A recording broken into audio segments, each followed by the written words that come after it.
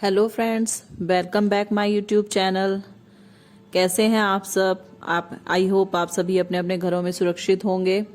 सबसे पहले तो आज नया साल लग चुका है। आप सभी को मेरी तरफ से नए साल की बहुत बहुत शुभकामनाएं।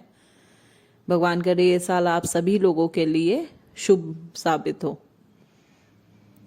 तो हम बात करते हैं संगठन के बारे में। जो मैंने अपने पिछले वीडियो में आप लोग को बताया था कि औपचारिक संगठन और अनौपचारिक संगठन, फॉर्मल ऑर्गेनाइजेशन और इनफॉर्मल ऑर्गेनाइजेशन के बारे में, उससे रिलेटेड मैंने आप लोग को जो भी टॉपिक्स हैं वो सब बता दिए थे।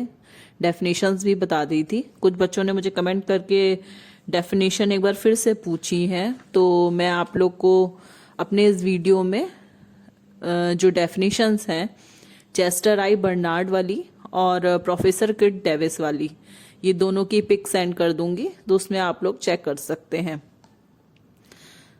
तो आज हम बात करेंगे जो संगठन हमारा टॉपिक चल रहा था उसकी इम्पोर्टेंस क्या है और उसकी नीड्स क्या है। ये जितने भी टॉपिक आप लोगों के चल रहे हैं उन सभी टॉपिक्स में आप लोग को सबको ये चीज़ ध्यान रखना है कि इससे रिलेटेड जो भी क्वेश्चंस वगैरह आप लोग के एग्जाम्स में आएंगे वो मैं आप लोगों को ये टॉपिक पूरा होने के बाद धीरे धीरे करके बताती रहूंगी। तो हम स्टार्ट करते हैं संगठन का महत्व और उसकी आवश्यकता। तो ये हमारे कुछ पॉइंट्स हैं, उन पॉइंट्स के अकॉर्डिंग हम संगठन का महत्व और उनकी आवश्यकता के बारे में बताएंगे। तो फर्स्ट पॉइंट है हमारा, संगठन एक साधन है जिसके माध्यम से विशिष्टीकरण संभव होता है। इसके अंतर्गत विभिन्न व्यक्तियों में कार्य का विभाजन उनकी योग्यता अनुसार किया जाता है। अब संगठन एक साधन है जिसके माध्यम से विशिष्टीकरण संभव होता है। विशिष्टीकरण का मतलब हो गया, मान लीजिए कोई कंपनी है, उस कंपनी में जितने भी वर्कर्स काम कर रहे होंगे तो उनके अंदर कोई उनकी विशिष्ट योग्यता होगी। उस योग्यता के अनुसार ही उनके कार्यों का विभाजन किया जाएगा। जिसने भी अपने लाइफ में जो भी स्टडी करी है, जो भी कोर्स किया है, उसके अकॉर्डिंग ही उनके कार्यों का विभाजन किया जाता है। तो संगठन में एक इस तरीके से माध्यम से विशिष्टीकरण संभव होता है कि जिस भी मनुष्य की जो भी क्वालिफिकेशन होगी उसी के अकॉर्डिंग लोगों के कार्यों का विभाजन किया जाता है। चाहे वो किसी कंपनी में हो, चाहे वो किसी स्कूल में हो, चाहे वो किसी कॉलेजेस में हो, तो सबका अपना अपना जो भी जिस व्यक्ति की जो भी क्वालिफिकेशन होती है उसके अकॉर्डिंग ही उसको वो काम सौंपा जाता है।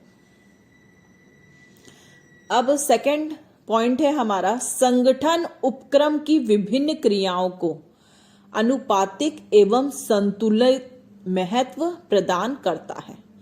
अब जो ऑर्गेनाइजेशन है वो विभिन्न जितनी भी क्रियाएं होती हैं उनको एक क्रमबद्ध रूप में एक अनुपातिक एवं संतुलित महत्व प्रदान करता है। अब इससे पहला वाला जो पॉइंट मैंने आप लोग को बताया था तो उसमें क्या था कि व्यक्तियों का उनकी योग्यता के अनुसार कार्य विभाजन किया जाता है। तो उसी कार्य विभाजन के अनुरूप ही लोग जो है वो आपस में एक दूसरे का संतुलन जो है वो बनाकर चलते हैं, जिस प्रकार से संगठन में उसके कार्य को महत्व प्रदान किया जाता है। अब थर्ड टॉपिक है हमारा, थर्ड पॉइंट जो है वो है, स्वस्थ संगठन समन्वय को सुविधाजनक बनाता है। अब जब संगठन स्वस्थ होगा तभी वो हमारी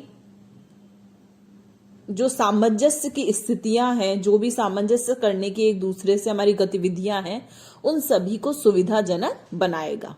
अगर एक मनुष्य दूसरे मनुष्य से किसी कार्य की अपेक्षा करता है तो वो आपस में जब तक सामंजस्य नहीं होगा तब तक आपके संगठन को एक दूसरे से सुविधाजनक नहीं बनाया जा सकता है। अगर आप लोगों में, व्यक्तियों में आपस में संगठन की भावना है और उसमें सामंजस्य की स्थिति पैदा होती है, तो धीरे धीरे करके उसको सुविधाजनक बनाया जा सकता है।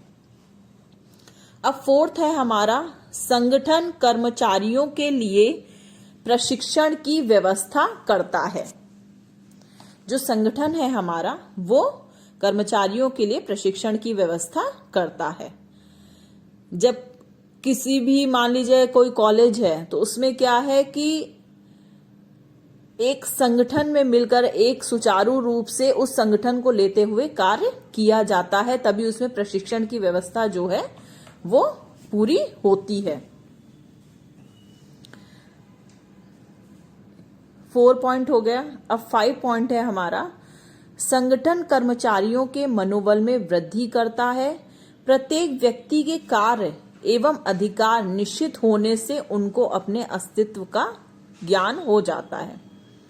अब संगठन जो है, ऑर्गेनाइजेशन जो है, वो जितने भी उनके वर्कर्स हैं उनके मनोबल में वृद्धि करता है, उनको और अत्यधिक कार्य करने की सुविधा प्रदान करता है और प्रत्येक व्यक्ति अपने कार्य के प्रति अत्यधिक तरीके से सुचारू रूप से तैयार होता है और अपने अधिकारों का पालन करते हुए अपने अस्तित्व को बनाए रखता है।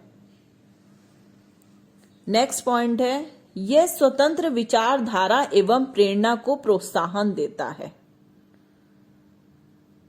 संगठन जब तक अपने में विचारधारा और प्रेरणा को प्रोत्साहन देगा, जब कर्मचारी हैं, मान लीजिए बहुत सारे लोग हैं, उनके मनोबल में वृद्धि भी करता है और प्रत्येक व्यक्ति के कार्य एवं अधिकारों को निश्चित होने से उनके अस्तित्व को प्रेरणा भी प्रदान करता है। तो ये मैंने आप लोग को संगठन के महत्व और आवश्यकता, जो भी उनकी इम्पोर्टेंस और नीड्स हैं, उससे रिलेटेड जो भी कुछ पॉइंट्स हैं वो आज क्लियर किए हैं। तो अब ये हमारा जो टॉपिक चल रहा है संगठन का, इसमें इसकी नीड्स, इसकी इम्पोर्टेंस, इसके टाइप्स, ये सारे टॉपिक्स मैंने आप लोग को बता दिए हैं। अगर आप लोग को कोई प्रॉब्लम है तो आप लोग मुझे कमेंट बॉक्स में कमेंट करके बता सकते हैं। अब हम मिलेंगे अपने नेक्स्ट वीडियो में। Thank you.